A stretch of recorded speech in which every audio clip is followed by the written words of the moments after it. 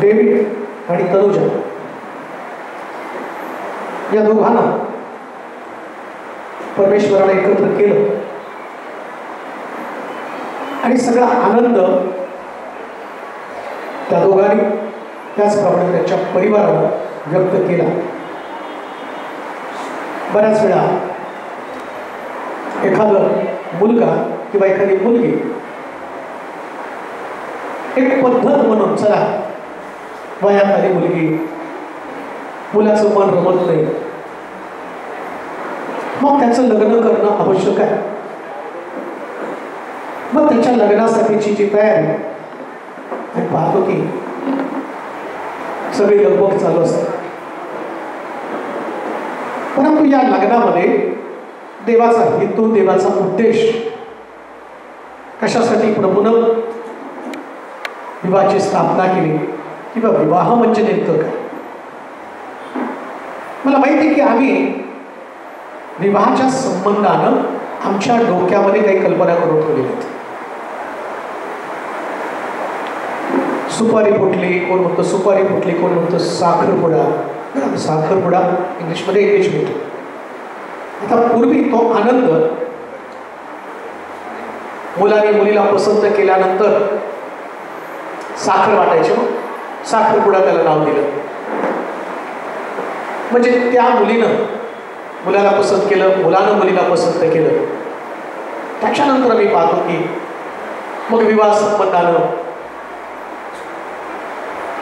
आता एंगेजमेंट जी पद्धत पूर्वी होती की जसं मी पाहतो की योसेफाला पत्नी पाहण्यासाठी अब्रामाचा सेवक गेला, त्यानं रिबेकेला पाहिलं आणि तिला विचारलं की माझ्या घराची पत्नी व्हायला तू तयार आहे. तिथं एंगेजमेंट झालं. त्या योसेफानं पण पाहिलं नाही, अब्रामानं पण पाहिलं नाही आणि रिबेकेनं पण योसेफाला पाहिलं नाही, कोण माझं नाव. परंतु असं लिहिलं त्या ठिकाणी, तो देवाचा सेवक होता आणि देवाची योजना घेऊन हा जो व्यक्ती एलिएझर, त्याचं नाव, हा एलिएझर रिबेकेकडे गेला आणि रिबेकेनं त्याला पसंत केलं आणि ती योसेफाची पत्नी झाली. बघा आता बायबलमध्ये जाताना त्यानं जी मुलगी माझ्या घराची सून होण्यासाठी योग्य आहे आणि ती मला पाणी पाजेल, माझ्या उंटाला पाणी पाजेल, पुष्कळ गोष्टी तो देवाशी बोलतो. म्हणजे विवाह याच्यामध्ये देवाची योजना अतिशय महत्वाची. देवाच्या योजनेशिवाय कोणताच विवाह त्यातला आनंद तो उपभोगू शकत नाही. अजून एक गोष्ट मला सांग, विवाह किंवा लग्न म्हणजे सृष्टीमधली पहिली व्यवस्थापन किंवा सृष्टी रचत असताना देवानं जी सृष्टीची रचना किंवा व्यवस्था केली त्या व्यवस्थेतला पहिला भाग काय असेल तर विवाह. आणि म्हणून आम्ही पाहतो जेव्हा सृष्टी रचली गेली तेव्हा देवानं असं म्हटलं, त्यानं पुरुष निर्माण केला आणि पुरुषाकडे पाहून त्याचं एकटंपण घालवण्यासाठी तो म्हटला मी त्याला अनुरूपचा सहकार्य निर्माण करेल. मी लग्ना संबंधाला बोलवतो, मला त्याच्यातले काही जवळजवळ 5 मुद्दे सांगायचे, परंतु त्याच्याकडे जाण्याच्या अगोदर काय लग्न आहे म्हणजे नेमकं. आता आमच्या लग्नामध्ये मंडप आहे का, हळद कधी आहे, हिरव्या बांगड्या का, निळ्या बांगड्या का, पिवळ्या बांगड्या, आमच्या लग्नात सगळं हेच आहे. म्हणजे मुख्य भाग नसतो आम्ही काय हळद कधी. आता ना आदामाची हळद झाली ना हळदीची हळद झाली का त्याच्या बांगड्या होता का मंडप घातला तिथे. प्रश्न तोच आहे, जेव्हा सृष्टीची रचना होत आहे, सृष्टीची स्थापना होत आहे, विवाह प्रस्थापित केला जात आहे, त्या विवाहाचा मुख्य हेतू काय, मनुष्य एकटा असावं हे बरं नाही. काय देवाचा हेतू, एकटेपणा त्याने घालवला गेला पाहिजे. बरं आणखीन एक गोष्ट मी तुम्हाला सांगतो, जसं देवानं सृष्टीची रचना केली आणि पहिली व्यवस्था त्याला कुटुंब व्यवस्था म्हटलेली. व्यवस्था म्हणजे आता तुम्हाला कळणार नाही व्यवस्था म्हणजे काय. जसं आम्ही पाहतो की आता डेव्हिड आणि तनुजा त्यांना आम्ही त्यांचं लग्न लावून दिलं. योगेशने पुष्कळ धावपळ केली. सैन्य योगेशला एक छोटा मुलगा आपल्या परिवारासाठी जी त्याची तळमळ आहे, काय त्याचं प्रेम त्याच्या बहिणीवरती, कुटुंबावरती, सगळं काय त्यांचं. आता या सगळ्या गोष्टीसाठी त्याला व्यवस्था करावी लागली. म्हणजे लग्न म्हणजे काय नुसतं चला मुलाने मुलगी पसंत केली, मुलीने मुलगा पसंत केला झालं लग्न. मला काल एका आंटीचा फोन आला, रडायला लागली जोर. मुलासाठी प्रार्थना करा, खूप दारू पितो, मारहाण करतो, घरात शिवीगाळ करतो, कामाला जात नाही, पाडक साहेब प्रार्थना करा ऍटलिस्ट त्याचं लग्न व्हावं. मी म्हटलं तो कामाला जात नाही, तो दारू पितो आणि तुम्हाला मारहाण करतो. तुमची मारहाण टाळण्यासाठी तुम्ही म्हणता की त्याला मार खायला दुसरी कोणतरी पाहिजे, म्हणजे त्याचं लग्न केलं तर आमचा मार पडेल आणि त्याला मार बसेल. लग्नाची व्यवस्था त्याच्यासाठी नाहीये. शास्त्र सांगतं अनुरूपचा सहकार्य. आणि आता जी वचनं तुम्ही वाचाल त्याच्यामध्ये सृष्टीमधला सगळ्यात मोठा आशीर्वाद कोणता असेल तर लग्न, पहिला आशीर्वाद आणि सगळ्यात भारी आशीर्वाद. म्हणून तुम्हाला सांगतो प्रभू येशू ख्रिस्त पुन्हा येणार आहे, ढगावरती बसून त्याच्या संबंधाने म्हटलं कोकऱ्याचं लग्न निघालेलं आहे आणि त्याच्या वधूनं स्वतःला सिद्ध केलेलं, तयार केलेलं. म्हणजे येशू ख्रिस्ताला असं लिहिलं तो गौरव अपमानात पुरला गेला आणि गौरवात उठवला गेला. त्याला एवढं सगळं देवानं गौरव दिलं, एवढी सगळी महिमा दिली, सगळी सृष्टी त्याच्या स्वाधीन केली. आदामाच्या स्वाधीन पण आम्ही पाहतो जग केलं. पहिला आदाम, त्या आदामाच्या स्वाधीन देवाने जग केलं. त्यानंतर मी पाहतो येशू ख्रिस्त आला, त्याच्याही स्वाधीन त्यानं सगळं जग आणि जगातील प्रत्येक वस्तू त्याच्या स्वाधीन केली. पण देवानं त्याच्या बाबतीमध्ये विचार करताना म्हटलं माझ्या पुत्राचं लग्न व्हायला पाहिजे. काना गावामध्ये सुद्धा प्रभू येशू ख्रिस्तानं सेवेला सुरुवात करताना पहिला चमत्कार जर कोणता असेल तर काना गावामध्ये जाऊन लग्नाला त्याची उपस्थिती. म्हणजे शास्त्रामध्ये लग्न ही संकल्पना तेवढी महत्वाची सांगितली. बाकीच्या तुमच्या दुय्यम गोष्टी तुम्ही जे करता किंवा जे तुम्ही उपस्थित राहिला, सगळ्यात महत्वाची गोष्ट काय, तुम्ही उपस्थित राहून काय करणार आहात. आता आम्ही राहिलो उपस्थित, मला माहिती तुमची उपस्थिती कशासाठी. आता बरेच लोक या ठिकाणामध्ये, परंतु त्यांच्या डोक्यामध्ये काय, कधी हा भावा संपतो कधी जेवायला जातो, दुसरं काय तुमच्या डोक्यात. तुम्हाला काय इंटरेस्ट आहे त्यांच्या लग्नाचा? तुम्ही म्हणताल त्यांचं झालं ते जातील. आता आमचं याचं बघा, इथं गाणाऱ्याने गाणे गायले आणि त्या ठिकाणी धाबाबात उपदेश करणार, आम्ही खाणार कधी. म्हणजे तुमच्या उपस्थितीमध्ये कुठलेच आशीर्वाद नाही. पण जेव्हा प्रभू उपस्थित असतो तेव्हा आशीर्वादाची वेळची असते. म्हणून विवाहामध्ये गाणारा प्रभू येशू ख्रिस्त हजर होता आणि त्याच्या उपस्थितीनं द्राक्षरस संपला आणि शास्त्र सांगतं त्यानं नवीन द्राक्षरस तयार केला. डेव्हिड आणि तनुजा, तुमच्या विवाहाच्या सुरुवातीपासून जर प्रभू येशू ख्रिस्त तुमच्यामध्ये उपस्थित राहिला, तुमचा द्राक्षरस म्हणजे तुमचा आनंद प्रभू येशू ख्रिस्त कधीच संपू देणार नाही, कधीच संपू देणार. विवाहामध्ये आनंद फार महत्वाचा आहे. मला माहिती की जेव्हा एका मुलाचं एका मुलीचं लग्न ठरतं, आत्ता आपल्याकडं मोबाईल अशी सुविधा आहे, ठरलं रे ठरलं, त्याच्यावर एवढं चॅटिंग, एवढं फोन कॉल, एवढं बोला चालले असते की त्या लग्नातला आनंदच निघून जातो. काय बोलून चालून सगळं झालेलं आहे, परंतु ठरलेल्या दिवसापासून लग्न होईपर्यंत एवढे आनंदित असतात. मला माहिती कालपासून मी तनुला आता एवढे वर्ष बघतोय, पण ती 2-3 दिवस झाले तिचा चेहरा एकदम वेगळा दिसला, एकदम तिच्या चेहऱ्यावरती फ्रेशनेस आली नाही का. म्हणजे पती किती आनंदाची गोष्ट आहे. आणि डेव्हिडला पण त्याच्या एंगेजमेंटच्या वेळेस मी पाहिलं होतं आणि आता पाहिलं. लग्नाच्या दिवशी मी चर्चा केली, म्हटलं अरे बापरे किती छान प्रभूनं तिला आणि चांगल्या प्रकारचा पती दिला, पण तो पूर्वी तसा दिसत नव्हता. मग कसं काय दिसायला लागला एवढं हँडसम? कोणती क्रीम आहे ती? लग्न एक अशी क्रीम आहे ती भल्या भल्याच्या चेहऱ्यावर देते आणि प्रभूनं दिलेला तो सगळ्यात भारी. पण आता करायचं काय नेमकं? त्याला आता योगेशनं तर म्हटलं असं, बाई तुझं करून दिलं, आता तुझं कोण दिसतं. डेव्हिडला पण ते शाही सांगेल, बाबा तुला अनुरूपची सहकार्य दिली, करायचं काय दोघांनी मिळून? एक महिनाभर तुम्ही त्यांना जेवायला खावायला बोलवताल गडंगनेर, ठीक आहे, लग्नानंतर पण याने जेवायला बोलवलं, त्याने जेवायला बोलवलं, त्याच्यानंतर तुम्हाला दोघांना तरुणी बनवलेलं त्याला खावं लागणार आणि मग त्यांचा आनंद संपणार. लक्षात ठेवा, लग्नातला आनंद हा चेहऱ्यावरती कधी असू नये, चेहरे पाहून कधी आनंद नसतो. लग्नातला आनंद अटॅचमेंट आहे. पुरुष आपल्या आईबापासून आपल्या स्त्रीला जवळ आहे, अटॅचमेंट. लग्नामध्ये, विवाहामध्ये जर परमेश्वराची पुरुषासंबंधानं, स्त्री संबंधानं पहिली आज्ञा किंवा पहिली जप प्रभूची काय आहे? अटॅचमेंट, एकमेकाला जवळून राहणं.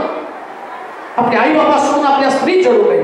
ज्या पती पत्नीमध्ये एकमेकासंबंधी अटॅचमेंट कधी नसती, त्यांच्या कुटुंबात कधीच आनंद येऊ शकतो. अटॅचमेंट पाहिजे. आता म्हणतो हे माझ्या हाडातलं हाड, माझ्या मांसातलं मांस, हाडामधलं हाड म्हटलेलं आहे.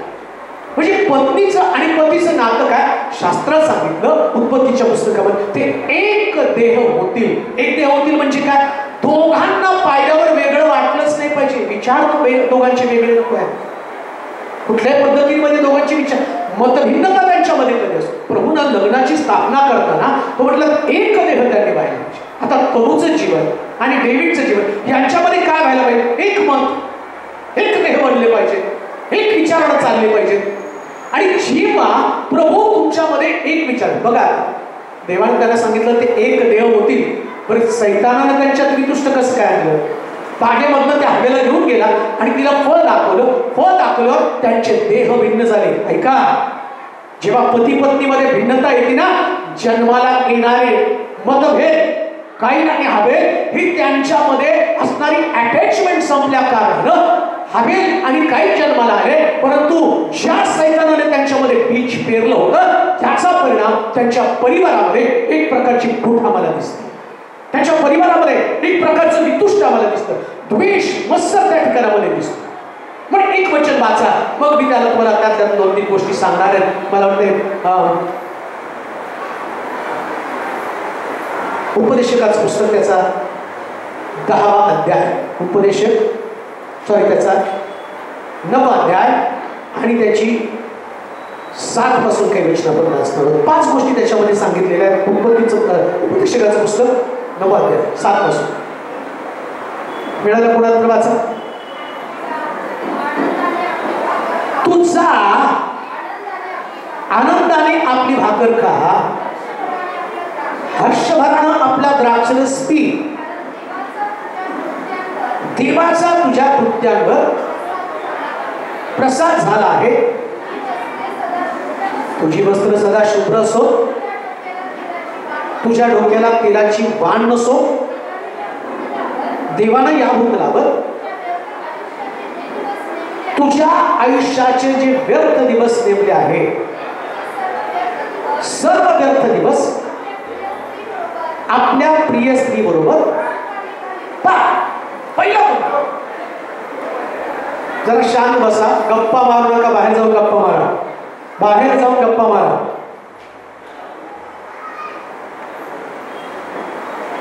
शास्त्र सांगतं परमेश्वराचा प्रसाद काय? प्रसाद म्हणजे आशीर्वाद. देवाचा सगळ्यात मोठा आशीर्वाद कोणता असेल तर पवित्र शास्त्र सांगतं तू आपल्या स्त्री बरोबर जाऊन तिच्या बरोबर सुखानं भाकर खा. स्त्री पत्नी आतापर्यंत डेव्हिडच्या जीवनामध्ये त्याने अनेक चांगल्या गोष्टी पाहिल्या असतील, परंतु चांगल्या गोष्टी देवानं दिलेल्या आशीर्वाद त्यातला कोणता आहे? चांगल्या गोष्टी त्याच्या आई वडिलांनी दिल्या, त्याला परिवारानं दिलेल्या आहेत. शिक्षण दिलं, नोकरी दिली, राहण्यासाठी घर दिलं. हे परिवार हा आशीर्वाद नाहीये, हे तुमच्या कष्टानं तुम्ही मिळवलं. इथे शास्त्रामध्ये जर तुम्ही बघितलं तर तुम्हाला दिसेल तू तुझ्या आयुष्याचे व्यर्थ दिवस आपल्या स्त्री बरोबर, आपल्या आयुष्याचे व्यर्थ दिवस. हा बघा, आता इथं असं लिहिलं तुझे दिवस व्यर्थ आहे आणि तू आपल्या स्त्री बरोबर तुझ्या आयुष्याचे दिवस सुखाने घालव. आता व्यर्थ दिवसामध्ये सुख कसं येणार आहे? कशी प्राप्ती होणार आहे सुख? आयुष्याचे दिवस तर सगळे व्यर्थ आहे. बरं, उपदेशक जो ज्ञानी व्यक्ती, या व्यक्तीनं जीवनाचे सगळे सिद्धांत लिहिले आणि या व्यक्तीला देवानं 3दा दर्शन दिलं आणि 3दा दर्शन देऊन जीवनाचं सार त्यांनी समजावून सांगितलं. आणि जीवनाचं सार समजावून सांगत असताना हा उपदेशक म्हणतो की परमेश्वराचा सगळ्यात मोठा प्रसाद कोणता, आशीर्वाद कोणता? मी आज असं म्हणेन, डेव्हिडला देवानं तनुजा हा सगळ्यात मोठा आशीर्वाद दिला. सगळ्यात मोठा आशीर्वाद तनुजा. खरंच ती त्याच्यासाठी फार मोठं. प्रत्येक पुरुषाची पत्नी हे तिच्यासाठी आशीर्वाद आहे. शास्त्र सांगतं देवानं त्याचं एकाकीपण. बघा, बऱ्याच वेळा मला असं वाटतं की नाही, एकटं राहण्यामध्ये फार मजा आहे, एकटं राहण्यात फार मजा आहे. नसते हो एकटं राहण्यात मजा. सही असं नाही का? सुखाची भाकर. आणि लग्न झाल्यावर पण लोक म्हणतात लग्न केल्यापासून भाकर गोड लागली. तोही प्रॉब्लेम नाही का? लग्न केल्यावर भाकर गोड लागत नाही आणि लग्न झालं नाही तरी भाकर गोड लागत नाही. का या ठिकाणामध्ये का होतं असं? त्याचं कारण मी तुम्हाला सांगतो. मुळामध्ये एखाद्या व्यक्तीला खरा आशीर्वाद कळत नाही. आणि आमच्या भारत देशाची सगळ्यात मोठी शोकांतिका काय माहिती का? त्या मुलीला पसंत करून घेऊन जाताना त्या मुलासंबंधानं तो असं दाखवतो की मी त्या मुलीवरती उपकार करत. काय उपकार करताय? हुंडा किती देणार, किती सोनं घालणार, काय काय तुम्ही करणार. कारण तुम्हाला काय वाटतं, तिला तिच्याकडनं गाडी मिळाली, तिच्याकडनं भांडे मिळाले. आपल्याकडे ती पद्धत आहे, मुलीला पाठवताना 5 भांडे आणि गाडी विचार. मग त्याच्याकडे गाडी विचारा नाही, कशाला लग्न करतो बाबा तुमच्याकडे गाडी विचारा नाही? म्हणजे तुमची मुलगी पाठवताना तुम्ही काय करता? त्याला गाडी विचारा द्यायला पाहिजे का तर पोरगी कुठं झोपणार आहे? पद्धत काय मला कळलं नाही. अहो, ती मुलगी तनुजा ज्या परिवारामध्ये चालले त्या परिवारामध्ये तनुजा नाही चालली, देवाचा आशीर्वाद चालला. एक पत्नी पतीसाठी फार मोठा आशीर्वाद आणि शास्त्रामधला हा पहिला आशीर्वाद, देवाच्या उपस्थितीमधला हा पहिला आशीर्वाद आहे. पत्नी हा आशीर्वाद आहे. लक्षात घ्या, काय दिलं हा विचार कधी करायचा नाही. काय आलं बस पती पत्नीमध्ये वाद होण्याचं, तू काय तुझ्या माहेरून घेऊन आली? पत्नीनं आता इथून पुढे बोलताना सांगायचं, बाबा मी आले म्हणून तुझ्या घरात आशीर्वाद आला. तनू, डेव्हिडकडे जाताना एक गोष्ट ध्यानात ठेव, आम्ही डेव्हिडला तनू नाही दिली, आम्ही बायबल मधला आशीर्वाद त्याला देऊन टाकला. हे बायबल मधला आशीर्वाद आहे. एक उत्तम पत्नी. आणि आता तिला काय करायचं माहिती का? जसं तो म्हणतो की त्याच्या हाडातलं हाड काढलं. आता माझ्या हाडातलं हाड काढलं, हाडातलं हाड बरगडी काढली आणि तणून आता बरगडीसारखं त्याला चिटकून राहायचं. एका पत्नीनं आपल्या पतीला बरगडीसारखं चिटकून राहावं लागतं. त्याला कधी त्याची संगत सोडली, अलिप्त झाले, कसं राहणार आहे तुम्ही एकत्र, कसं टिकणार आहात, कसा आशीर्वाद टिकून राहणार आहे. का बागेतनं बाहेर जावं लागलं, का आदामातला आनंद संपला. आता एदेन या शब्दाचा अर्थ पण आनंद आहे. काना गावामध्ये द्राक्षरस संपला म्हणजे आनंद संपला. द्राक्षरसाला प्रतिकात्मक आनंद असं म्हटलेलं आहे. त्यानंतर एदेन बागेमध्ये सुद्धा त्याला एदेन शब्दाला आनंद म्हटलेलं आहे. आता त्या बागेतनं, आनंदाच्या बागेतनं बाहेर पडायला कारणीभूत कोण झालं? हवा. हवेनं बाहेर काढलं. का बाहेर पडावं लागलं? कारण जी कनेक्टिव्हिटी, जी एकमेकाला बिलगून राहणं, जी चिटकून राहणं, आपल्या पतीला बिलगून राहणं, ही भावना तिच्यामध्ये नव्हती. तिने मनचा कारभार केला आणि आम्ही पाहतो ती त्या बागेतनं बाहेर बागेच्या जवळ गेली आणि ज्या झाडाचं फळ खाऊ नको म्हटली त्या झाडाचं फळ तिने खाल्लं. आजची परिस्थिती तशीच आहे. आणि एक गोष्ट लक्षात ठेवा, पत्नी हा सगळ्यात उत्तम आशीर्वाद आहे. मला आठवतं, मला दिलेलं पण नाही, आपण एका मीटिंगला गेलो होतो. त्या मीटिंगला गेल्यावरती एक व्यक्ती माझ्याकडे आला आणि म्हटलं, बाळासाहेब माझे सगळे शापाची बंधनं तोडा, सगळे शाप माझ्याकडून तोडून टाकतात. म्हटलं काय शाप आहे बाबा? एका पालकाने मला शाप दिला, तुझं लग्नच होणार नाही. आणि आता माझं 74 वय. आता 74 वयामध्ये सुद्धा त्याला वाटलं शापाचं बंधन तुटावं आणि लग्नाचा आशीर्वाद मिळावा. म्हणजे प्रत्येक व्यक्तीला कळतं पत्नी हा एक उत्तम आशीर्वाद आहे. पत्नी एक उत्तम आशीर्वाद, लक्षात घ्या. पण पत्नी आशीर्वाद कधी ठरणार आहे? तिने आपल्या पतीला बिलगून राहावं, सोडू नको. त्याचं शरीर एक देह असं लिहिलं, ते एक देह होतील. एक देह म्हणजे दोघांना पाहिल्यावर तिथं डेव्हिड दिसू नये किंवा तिथं तनू दिसू नये, या दोघांचं एक मिक्सचर दिसलं पाहिजे.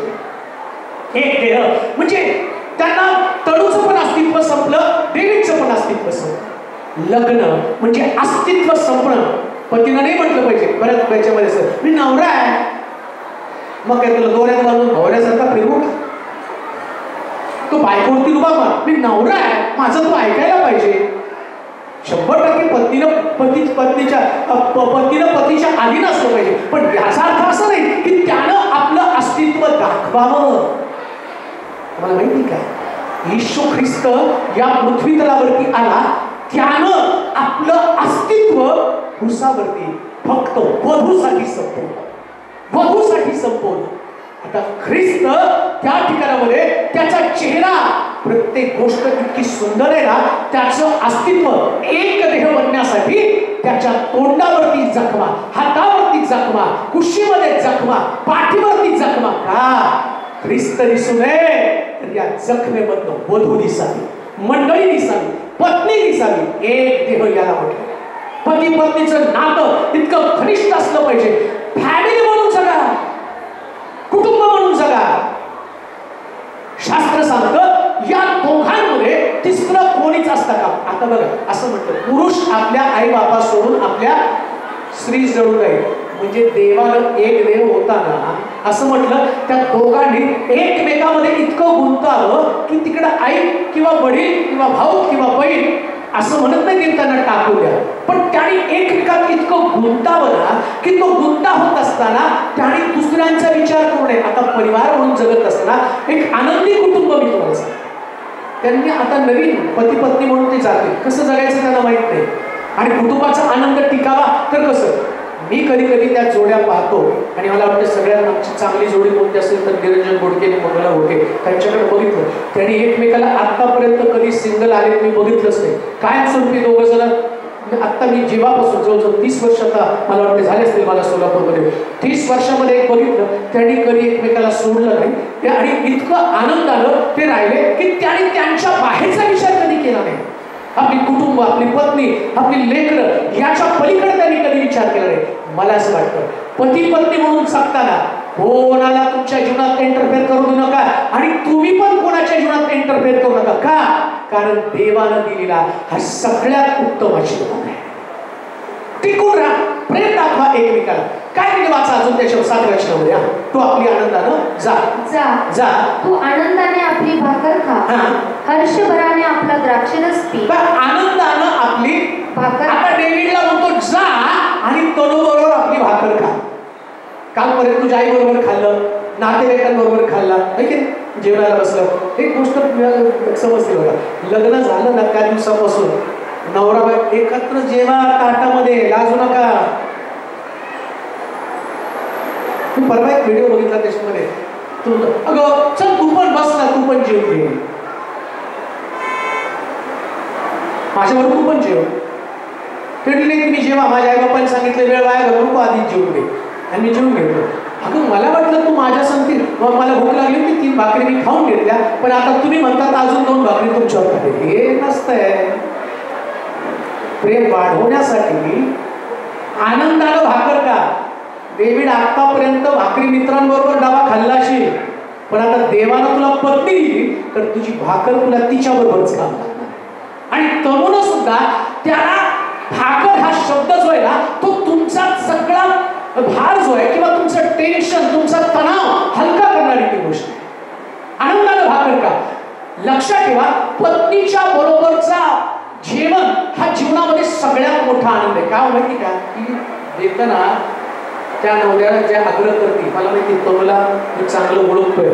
अगदी मला वाटते तरुण संडे स्कूल पासून आपल्याकडे आहे आणि शाळेला पण जाताना मी आता ते सगळं ती लग्नाच्या झाल्यानंतर सगळेच पिक्चर माझ्या डोळ्यासमोर आले. शाळेला जाताना ती 2 जणी म्हणून 2 जण जायच्या, खाली मान घालून जायच्या. मला बघितलं की खाली मान घालायच्या, पुढे जायच्या, तशाच यायच्या.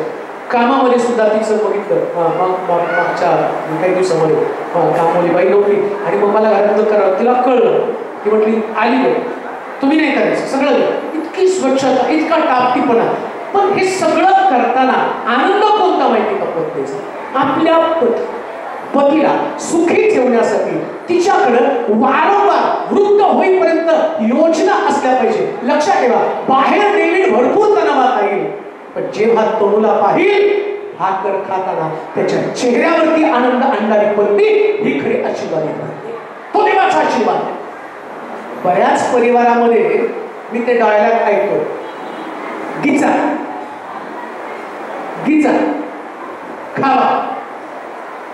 हा आशीर्वाद नाही, हा शाप आहे. हो, असं म्हटलं त्या ठिकाणामध्ये, तू आपल्या स्त्री बरोबर आनंदानं भाकर. धन्य ती पत्नी जी आपल्या पतीचा आयुष्यभर आदर करते. रिस्पेक्ट, पतीचा रिस्पेक्ट असला पाहिजे, पतीचा आदर असला पाहिजे. म्हणून पत्नी बरोबरची भाकर त्या ठिकाणामध्ये आनंदानं. आणि का का म्हटलंय वाचा, कारण त्या वचनामध्ये 7 वचन का.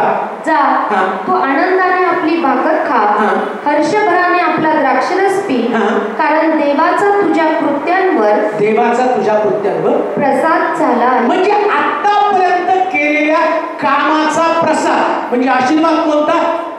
तरू आतापर्यंत भरपूर काम केलं तू. म्हणून ज्यांच्याकडे पत्नी आहे ना, त्यानं पत्नीला अडचण नाही समजायचं, त्यानं आशीर्वाद समजायचा. प्रभूने दिलेला तो आशीर्वाद आहे, अडचण नाही. आणि पत्नीनं पण पतीसाठी अडचण नाही म्हणायचं. तुझा देव तो माझा देव, तुझे लोक ते माझे लोक, तुझा देश तो माझा देश. कशी पत्नी पतीला आनंदित करेल, एक वाक्य तिने बोललं पाहिजे. आता ती मैत्री नाही, काय म्हटलं, संदोळकर, कॉम्प्लिकेटेड, संदोळकर. कालपर्यंत ती मैत्री होती, आता ती मैत्री नाही. ती इकडं जरी आली तर तिचा, असं म्हटलंय शास्त्रामध्ये, पत्नीचा सारा ओढा आपल्या पतीकडे लागेल. तिचा सगळा ओढा तिच्या नवऱ्याकडं. आता तिची आई, तिचा बाप, योगेश तिचा भाऊ हे तिने विसरायचं. आता कोण, सोंदळकडचे सगळे लोक तिचे लोक आहेत. हा तिचा ओढा, हे देवानं दिलेलं आहे. त्या पत्नीनं आपल्या माझ्या पतीचा आनंद कशामध्ये आहे. इथं म्हटलं देवानं, तू आपल्या पत्नीबरोबर आनंदाला भाकर खा. म्हणजे पतीचा आनंद तिने शोधला पाहिजे. तुझे लोक ते माझे लोक, तुझा देव तो माझा देव, तुझा देश तो माझा देश, या प्रकारची भावना तिच्यामध्ये असली पाहिजे. देवाच्या लोकांचं, ही ख्रिस्ती व्यक्तीचं किंवा विश्वासणाऱ्या व्यक्तीचं वैशिष्ट्य काय, तिने आपल्या पतीला सर्वस्व मानावं ही देवाची इच्छा आहे. म्हणून तर आम्ही पाहतो की त्या रूथच्या पुस्तकामध्ये, रूथचं नाव 66 पुस्तकामध्ये रूथचं नाव येण्याचं कारण काय, रूथने मांडलेला सिद्धांत की म्हणते तुझे लोक ते माझे लोक, तुझा देश तो माझा देश, तुझा देव तो माझा देव, ही जी भावना तिच्यामध्ये, म्हणून ती एक उत्तम प्रकारची सून बनली. आता आजपर्यंत तनु एक मुलगी म्हणून या मैत्री परिवारामध्ये राहिली, पण आतापासून ती मुलगी म्हणून नव्हे तर संदोळकर परिवाराची सून म्हणून जाणार आहे. आणि एवढंच नव्हे, सून म्हणून जायचं नाही तर देवाचा आशीर्वाद म्हणून तिला जायचंय. आणि हा आशीर्वाद जात असताना तिने काय केलं पाहिजे? तू आपल्या स्त्री बरोबर आनंदानं भाकर खा, परमेश्वराच्या तुझ्या कृत्यावरती प्रसाद झालेले. 8व्या वचनामध्ये वाचा. वेळ फार कमी आपल्याकडं, पण थोडंसं सांगितल्याशिवाय मला बरं वाटणार नाही. तुझी वस्त्र सदा शुभ्र असो, सदा शुभ्र असो, तुझ्या डोक्याला तेलाची वाण नसो. दोन गोष्टी आहेत. तुझी वस्त्र कशी असावी? कशासाठी माहिती का? बऱ्याच स्त्रिया कपडे धुताना पांढऱ्या शर्टावर केस दिसतो का लांबच बघतात, म्हणजे याचं एक्स्ट्रा अफेअर आहे का? कुणाचा केस आहे? कोणाबरोबर? आणि आता हे इतकं कॉमन झाले ना, इतकं जनरल झालेलं आहे की हा विवाहामधला आनंद, विवाहातली पवित्रता, इथं असं म्हटलं तुझ्या डोक्याला तेलाची वाण नसो. का पवित्र बनतं? का वस्त्र अशुद्ध बनतात? का वस्त्र डाग लागला जातो? असं लिहिलंय पवित्र शास्त्रामध्ये. 1,44,000 लोक ज्यांची वस्त्र शुभ्र आहेत अशी परिधान केलेले 1,44,000 लोक स्वर्गामध्ये जाणार आहेत. अजून एक गोष्ट मला सांगतो, परिवार हाच तुम्हाला स्वर्गात नेणार आहे आणि परिवारामुळेच तुम्ही नरकामध्ये जाणार. का? जेव्हा विवाह होतो, बायबल सांगतं स्त्रीनं आपल्या पतीला आपल्या शरीरावरती अधिकार द्या आणि पतीनं सुद्धा आपल्या पत्नीला शरीरावरती अधिकार द्या. म्हणजे काय? इथून पुढं तनुवरती दुसऱ्या पुरुषाचा अधिकार नाही आणि डेव्हिडवरती पण दुसऱ्या स्त्रीचा अधिकार नाही. जे पती पत्नी आपल्या अधिकाराचं वाटप करतात त्यांचा परिवार कधीच सुखी परिवार नसतो, त्या परिवारामध्ये आनंद कधी नसतो. म्हणून आता दुसरी गोष्ट प्रभू त्याला डेव्हिडला काय सांगत आहे? इथून पुढं पास्ट तुझं काही का असेना, लक्षात ठेवा प्रत्येकाला पास्ट असतं. इथं बसलेल्या कोणा व्यक्तीला पास्ट नाही, भूतकाळ नाही असं नसतं. परंतु एकदा तुम्हाला देवानं पती पत्नीचा आशीर्वाद दिला तर तुमचं पास्ट, तुमचा भूतकाळ हा तुमच्या बरोबर कधीच येता कामा नये. ती माझी मैत्रीण होती, तो माझा मित्र होता, तो माझा सहकारी होता, हे बेबनाव पती पत्नीमध्ये कधीच असता कामा नये. त्यांनी विश्वासाचं जीवन आपल्या पत्नीबरोबर, आपल्या पतीबरोबर जगावं, अन्यथा तुमच्या जीवनातला आनंद निघून जाणार आहे. आणि सगळ्यात महत्वाची गोष्ट काय माहिती का? तुमच्या कुटुंबापासून अलिप्त होणार आहे. एक गोष्ट ध्यानात ठेवा, तनुजा आणि डेव्हिड, मी जे तुम्हाला सांगतो ना, एक परिवार म्हणून तुम्ही आता देवासमोर चालेल. असंख्य परिवार आहे. मला खरं तर असं वाटतं की कधी कधी फॅमिली सेमिनार घ्यावा का, तर त्याच्यामध्ये काय गुपित, काय रहस्य लपले ते तुम्हाला कळेल. असं म्हटलं, तिची मुलं सकाळी उठून तिला धन्य म्हणतात. ती सकाळी उठून आपल्या कुटुंबाची तजवीज करते. तिचा पती विश्वमध्ये बसल्यावर आणि त्या स्त्रीमुळे त्याची ओळख पटली जाते. काय शुद्धता, काय त्या पतीची पवित्रता, कशा पद्धतीचं त्यांचं जीवन आहे. आणि म्हणून तुम्ही दोघांनी सुद्धा आपली वस्त्र शुभ्र राखा. आणि काय म्हटलं? तुझ्या डोक्याला तेलाची वाण नसो, म्हणजे तुझ्या डोक्यात पवित्र आत्म्याचे विचार असले पाहिजे. तेल म्हणजे पवित्र आत्मा, शुद्ध विचार असले पाहिजे. पती पत्नीचे विचार शुद्ध असले पाहिजे. काय होतं माहिती का? बऱ्याच वेळा लग्न झाल्यानंतर काही दिवस चेहरेपट्टी पाहिल्यावर, सौंदर्य पाहिल्यावरती आम्हाला असं वाटतं नाही याच्यापेक्षा सुंदर पत्नी मला मिळाली असते. तुम्ही बेविचार करून बसलेला आहात. याच्यापेक्षा सुंदर पत्नी मला मिळाला असता, तुम्ही बेविचार केला. जे प्रभूनं, बायबल सांगतं, जे देवानं जोडलं ते मनुष्यानं तोडलं. एकदा तुमच्या जीवनामध्ये डेव्हिडला तनुजा मिळाली, तनुजाला डेव्हिड मिळाला. आता इथून पुढं त्या दोघांनी एकमेकासाठी जगावं. वाईट विचार नाही यायला पाहिजे तुमच्या डोक्यामध्ये. प्रभूनं तनुजानं म्हटलं पाहिजे, आणि तनुजा पहिल्यापासून म्हणत होती तिच्या बाबतीमध्ये, मला तोच पाहिजे. जेव्हा एंगेजमेंट झालं की म्हणजे मला हाच पाहिजे. डेव्हिड पण म्हणतो मला हीच पाहिजे. आता हे कायमस्वरूपी मरेपर्यंत असा प्रसंग आला पाहिजे. मरेपर्यंत दोघांनी एकमेकाच्या हातात. मी कधी कधी ते पाहतो, दोन आजी आजोबा 90-95 वर्षाचे झाल्यावर हाताला हात धरून ती तिचा आधार बनते आणि तो तिचा आधार बनतो. काय सुंदर वाटतो मरेपर्यंत एकमेकाच्या सोबत करतं. याच्यासारखा सुंदर अनुभव आहे. आणि कधी घडतं माहिती का, दोघांनी एकमेकात गुंतल्यावरती प्रॉब्लेम काय होतो माहिती का, आम्ही एकमेकात गुंतण्याच्या ऐवजी आम्ही दुसऱ्या लोकांमध्ये गुंततो आणि त्याच्यामुळे कुटुंबाचा आनंद राहत नाही. कुटुंबात गुंता, पती पत्नीमध्ये एकमेकामध्ये गुंता. चांगले विचार डोक्यामध्ये ठेवा. शेवटची गोष्ट वाचूया. हा, देवाने या भूतलावर तुझ्या व्यर्थ आयुष्याचे जे दिवस नेमिले आहेत ते तुझे सर्व व्यर्थ दिवस आपल्या प्रिय स्त्री बरोबर सुखाने घालव. काय शब्द वापरला? व्यर्थ नाही, आपल्या प्रिय स्त्री बरोबर. काय वापरला शब्द? आपल्या प्रिय स्त्री बरोबर.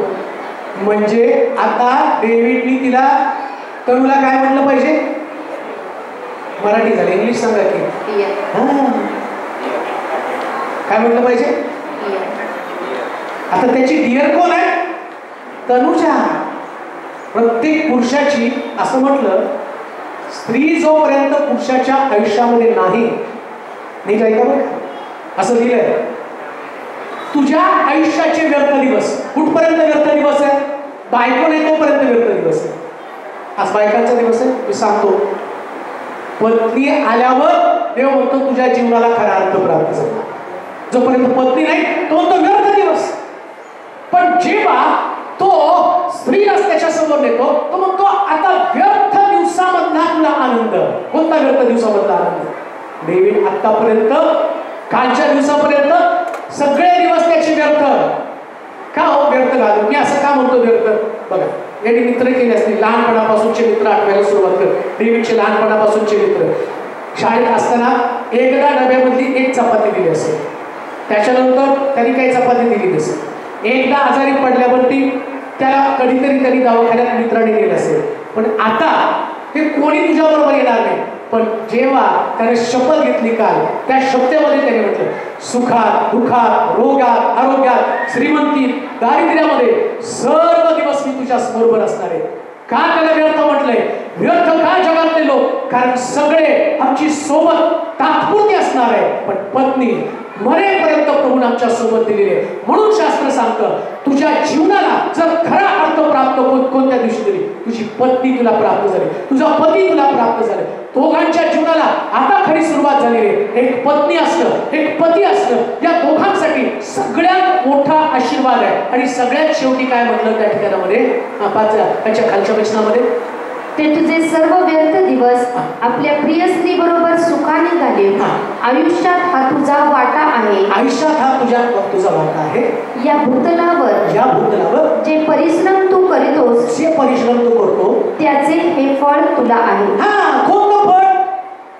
आतापर्यंत त्यानं कुठं काम केलं बघा, किती पण पगार आणला ना, किती पण मोठा पगार असतो, 1 लाख आणू द्या, 2 लाख आणू द्या, त्यांनी घरी आणल्यावर तो एकदम निराश असतो, नाही समोर ठेवतो. कारण त्याला वाटतं करायचं काय या पगाराचं. पण पत्नी केल्यावरती तुमच्या पगाराला बरोबर वाटा पडतात, नाही का? बरोबर आनंद मिळतो. ती म्हणते चला आज हॉटेलमध्ये जाऊ, चला आज फिरायला जाऊ, चला आज हे करू. आणि तुम्ही रील काढून काढून त्यांना पळवता का?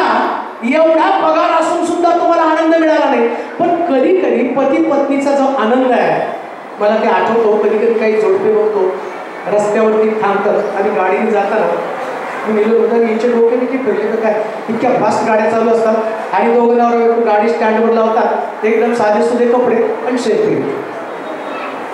यांना मरणाची पण भीती नाही, कोण येऊन याला उडवल. का तर त्यांचं विश्वास बनलेलं असतं. नवऱ्याला वाटतं जगातली सगळ्यात भारी माझी बायको, आणि बायकोला वाटतं सगळ्यात भारी माझा नवरा आणि तो हिरो आहे. बायबल सांगतं देवानं तुम्हाला दिलेला आनंद कोणता? तर तो तुझ्या श्रमाचं प्रतिफळ आहे.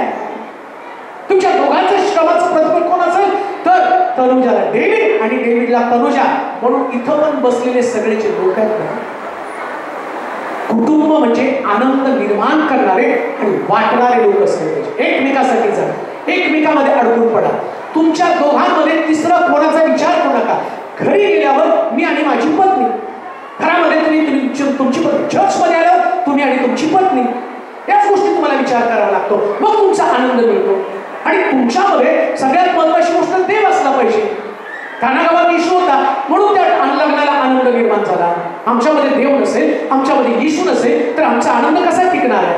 म्हणून येशू असल्यावर लग्नाची व्यवस्था नीट करतो, येशू असल्यावर कुटुंबामध्ये आनंद निर्माण करतो, आणि येशू असल्यावर तुमच्या सगळ्यातल्या उणिवा, चुका, गुन्हे, दोष सगळं काही काढून टाकतो.